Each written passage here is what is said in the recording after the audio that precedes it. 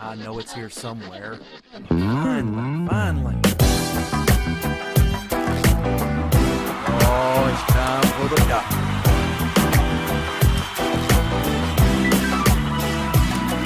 You're listening to Dr. Bill, the computer curmudgeon. Take it away, doctor. Well, it's that time again, and the doctor is in. It's time once again for Dr. Bill, the computer curmudgeon. You would not believe what we've had to go through to get this all set up to do the show. Yee. Anyway, we're going to jump right into it. We are proud members of the Tech Podcast Network, techpodcast.com. If it's tech, it's right here on Dr. Bill, the computer curmudgeon. We're also proud members of the International Association of Internet Broadcasters. As you can see, I have the official golden B&B microphone back in place, as it was back in the day. So you should be able to hear my dulcet tones once again from my voice, which has returned, which is a good thing. We're good. My light I got a little light on the camera that is for highlighting my face, but I can't get it charged enough to actually work. So by the next show, we'll have it working. For right now, just deal with it because I'm tired of fooling with this stuff. All right, we're going to jump right into the show. Microsoft Word has a vulnerability that creates a security issue, and that is that if you're running Microsoft Word, first of all, what? Why are you running Microsoft Word? Why aren't you running LibreOffice? It's open source. It's secure. It's not Microsoft. There are many reasons to run LibreOffice, but this is a good one right here. There's a security vulnerability.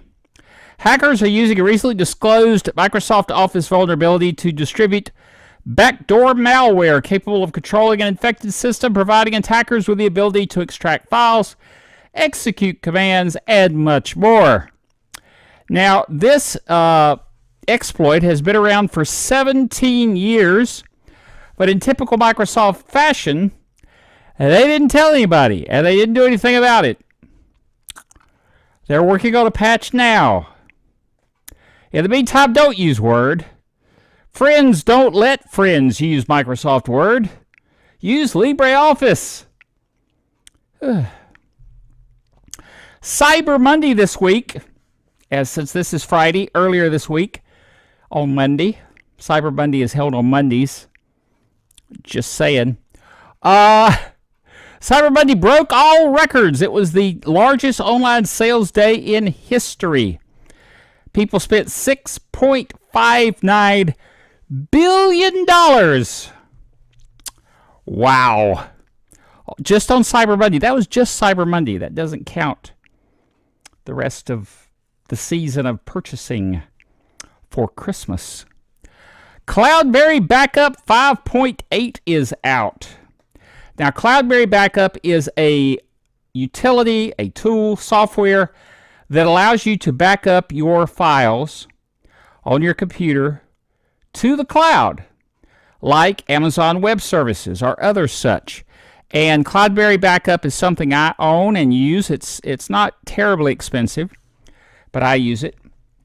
And 5.8 is out. And the folks at Cloudberry, good folks there. They have corresponded with me in the past, and they really are good. So I encourage you to check that out. 5.8 has new features, including protection from ransomware, which is very important these days because ransomware is evil. Okay, CNET has a survey out that indicates that people are concentrating on smartphones this year for their buying, as opposed to tablets and PCs and other tech. So smartphones are big. I could have told you that without a survey, but yeah, the survey proves it. Survey says. Okay, there's a county in Georgia. There's a lot of counties in Georgia. There's 100 counties in North Carolina. Did you know that? Now you do. Anyway, there's a county in Georgia that is building a new commercial spaceport. It's called Spaceport Camden. Very cool. More power to you guys. They're going to have a commercial spaceport on the southeast coast of Georgia, around 20 miles north of the Florida border. And right now it's just a few concrete slabs and a handful of roads. But there are 4,000 acres for this particular facility. Cool. Also, the latest version, I'm going to try to get through all this news because there's a lot of news. Like I said, it's going to be a lot. The latest version of Linux Mint is out. It is the Linux Mint 18.3 Sylvia edition. And I downloaded the Cinnamon interface version of this, and I put it on a PC. And I'm telling you, it's good. It rocks. Okay? So, get it. Get it now. Wipe all your Windows PCs and put it on there. I'm kidding. But at least get one PC and put it on there. Try it out. Or put it on VirtualBox. Or do something and try it. Because you will be impressed. I'm telling you. I mean, it detected the hardware. It found my Wi-Fi network. It configured everything correctly. Didn't have to touch a thing. Awesome stuff. Okay. Let's go to that demo now that I was talking about earlier. I'm going to demo to you Boot Ice, which is some software. It's our official Geek Software of the Week this week. Also, we're going to look at, what else are we going to look at? My mind just went blank.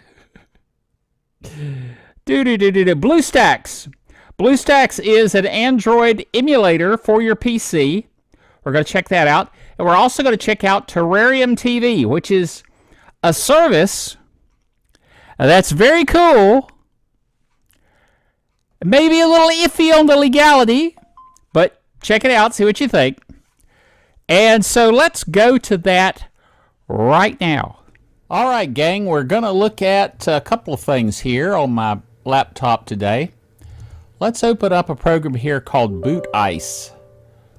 Boot Ice 64, because this is the 64-bit version running on my 64-bit Windows Pro installation here. Boot Ice by Paulie. Paulie is a gentleman from China. And when you go to download this program from iPaulie.com, it is the website is in Chinese. Now I did, Google came up in Chrome with an option to translate the site, which I did. That allowed me to go out and find the right file to download to get Boot Ice. This is the latest version. The situation I found myself in was this. I had a USB drive that I had formatted with a utility that allowed me to burn an ISO to it. Now that worked all right, and it was fine, but it was an 8 gig USB drive, and when I was through with what I was using it for, I wanted to reclaim the drive. Well, I went to format it, and it would only format it as a 4 gig drive because it had kind of lost its partition. So I said, okay, fine. So I went to manage, and I went to the disk, option, and I tried to change the partition, which I could do, but then it wouldn't format. It kept saying, cannot format, cannot find file, cannot format. And I'm like, what is up with this? So I started looking for a method to fix it. I tried using DiskPart, which is a built-in Windows program, at the command line, and even that wasn't working for this particular situation. So it was very odd. But what I was able to do is download this program called Boot Ice, and it gives you all kinds of options. You can put an image out there using this. You have utilities that you can use for the menu editor, disk sectors, just all kinds of things. What I did though is I went to the physical disk, and I was able to go in and fix the files partition, and that allowed me to get my USB drive back. Yeah, which is better than just throwing it away, which is what I was about to do. Now, this particular version was written in 2015, but it is the most recent version, 1.3.3.2.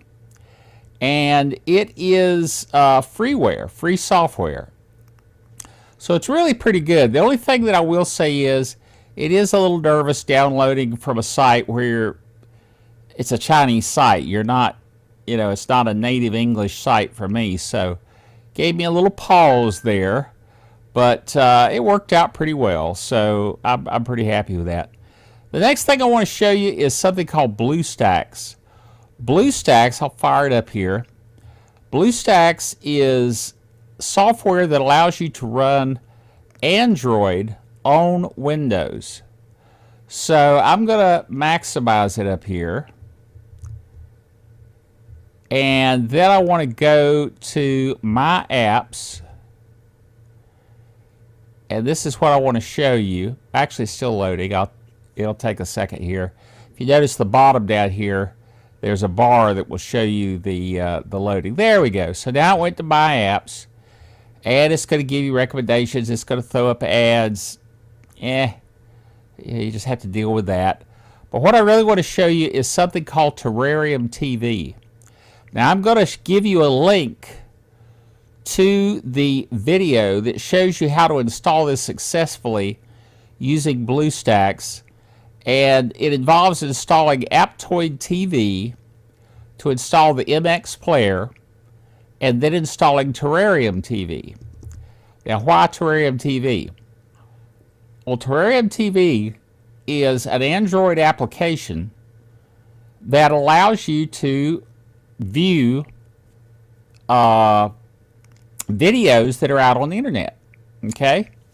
Now, it's going to have ads in it and things as well, so you can either subscribe to remove the ads, or you can wait a few seconds here and it will allow you to finally X out of the ad. But these are all current TV shows, and basically it's going to give you all kinds of notifications. I'm going to get rid of that.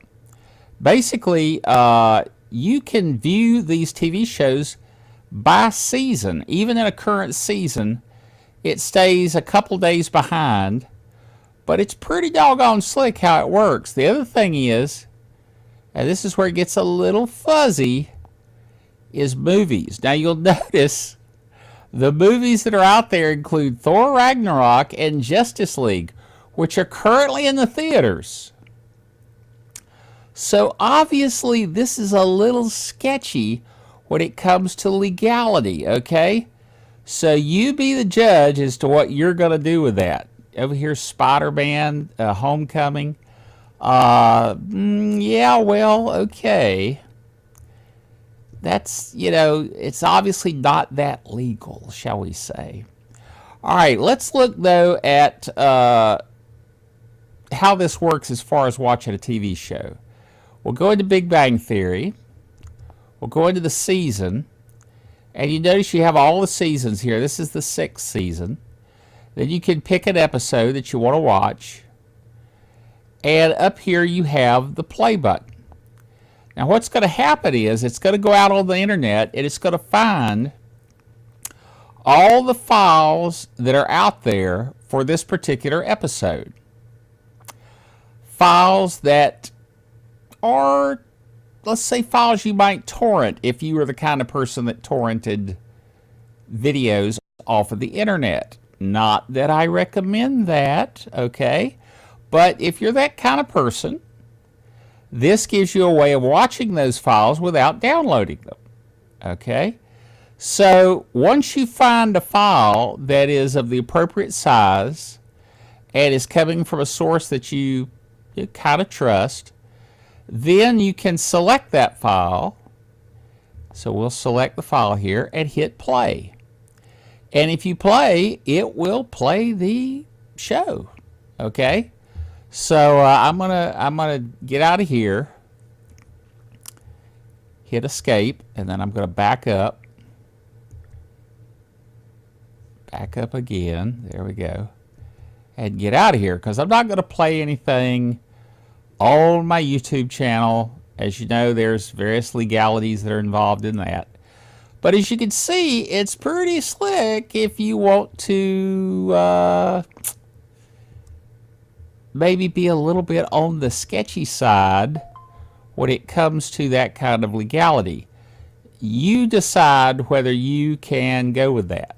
All right? So I'm going to get out of Terrarium TV, and this is your interface. Now, you could install any other Android application, games, Android programs, whatever, and run them here under Windows. So it's actually pretty slick. So even after you have experimented with this, as I have, you can then use BlueStacks to run things on your Windows PC, which I think is pretty doggone cool. All right, so I'm going to go ahead and get out of here. Would I like to exit? Yes. And it will close the emulator. And what this is actually doing is emulating Android running on Windows. So you're kind of stuck with that interface screen, which is going to give you ads and so forth, but that's okay. That's how they monetize it. The other thing is if you were to view something, you do have the option to go full screen, which puts it full screen on your PC, and even though you're in that interface, it is still full screen, so it will still work for you. So something to think about there, okay? The other thing that I wanted to show you is VNC. Now, a lot of you are probably familiar with VNC. VNC gives you the option to connect to a system. This is a server called Vert Server, and I'm going to click the Scale Auto here, which will give me my screen for the server right here. And what this is doing is actually running VirtualBox on this server. And let me close out some of these things. So here's VirtualBox, and I've got two systems that are running here on the virtual server under VirtualBox, or the server under VirtualBox. And I can come down here and click, and you can see here's one, here's the other one. Okay, and there's the VirtualBox interface. But this machine is dedicated to running those two machines. I've got another machine that's dedicated to running two other systems for my radio infrastructure. But I'm using VNC to be able to connect to those machines here inside my network. So the other thing I can do here is I have the ability to connect and send files. Matter of fact, here we go, transfer files. So here's my local computer, which is my laptop, and I have a working directory here on the laptop where I can send files. And then over here is the remote files on the server. So here's my C drive on the server. So I could drag a file from here to there and transfer files virtually across, well, it's not exactly virtually, but across the network. But I'm viewing the session with virtual network viewer here, the VNC viewer, and it's pretty doggone cool. I'm pretty happy with it. Now I'm using a version of VNC called Tight VNC. So let's go here to my browser. Tight VNC is free, and it would allow you to let me get where I can type here. It's kind of hard to see at the angle I'm at. Tight VNC.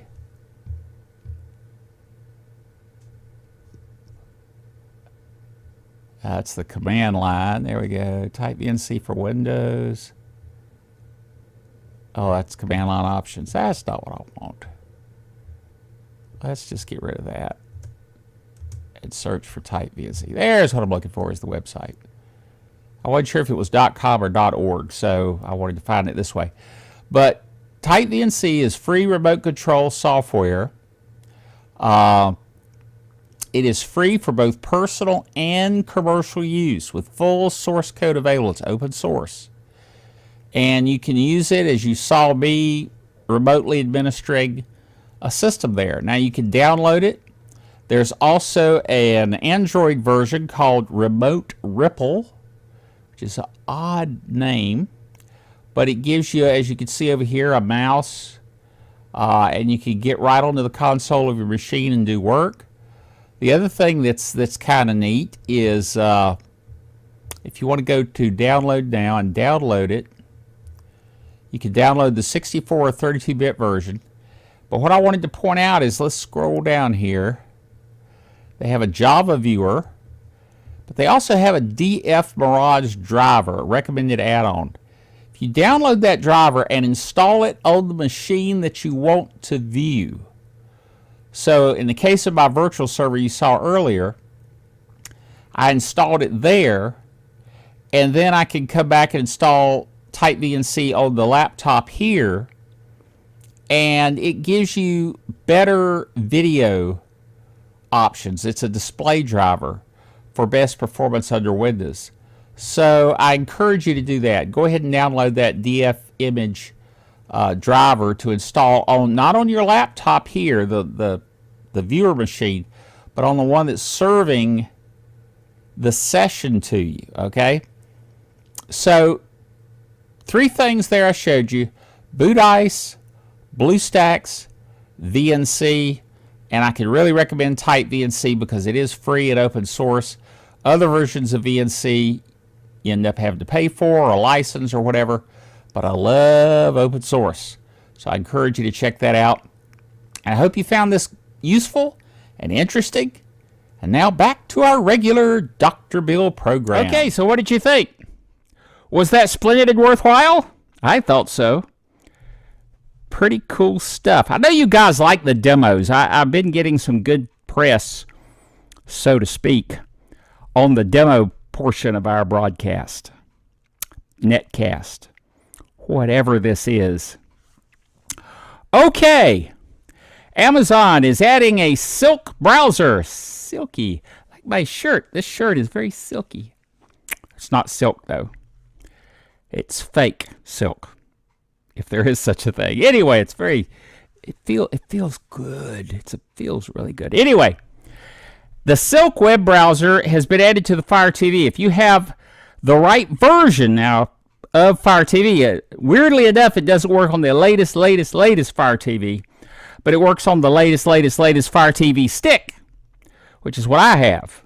Okay, so it's cool that it works. I like it.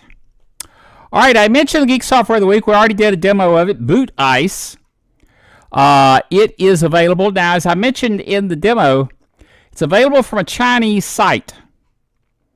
Use with caution. But I'm sure he's a nice guy. I'm sure he's writing freeware, so good stuff. Good on you, Polly. Alrighty. Mac OS High Sierra has a vulnerability that is just so embarrassing. How embarrassing. Yes. Because it gives you complete root access just by typing root with no password. Come on, guys. You got to do better than that. Okay? So that came out just a day or so ago, and they already have a patch out. Patch for the critical vulnerability. So go out, if you have a Mac, go out and patch your Mac now. Because this vulnerability, if they have physical access to your machine, they can completely pawn you. Okay? Which is bad. I'm just saying. Well, you made it through another edition of the Dr. Bill Show. Demos. Lights that go out in the middle of the program. At all. And my wonderful new, well, it's not new, but it's my microphone. I've got my microphone back. I've wanted this microphone back for so long. This is my MXL 990. And I just love the way it sounds. It just is smooth. It gives me those smooth tones. So we're going to keep working on a few things. Got to work on the lighting. Got to work on a few things. But it has been an adventure to do this program. I've also got to get better about not looking at the monitor on the phone as opposed to the camera, which is in the corner of the phone. There's enough distance that you can tell when my eyes veer away from looking at you. So I'm trying to get better about that. It will be better when I get the white light fixed, because that's part of what I stare at to keep me looking at the camera correctly. I have to give myself these visual cues, otherwise I'll just get lost in the wonders of the show. Okay. All right, join us again next time. Remember, until then, that the doctor is out of here.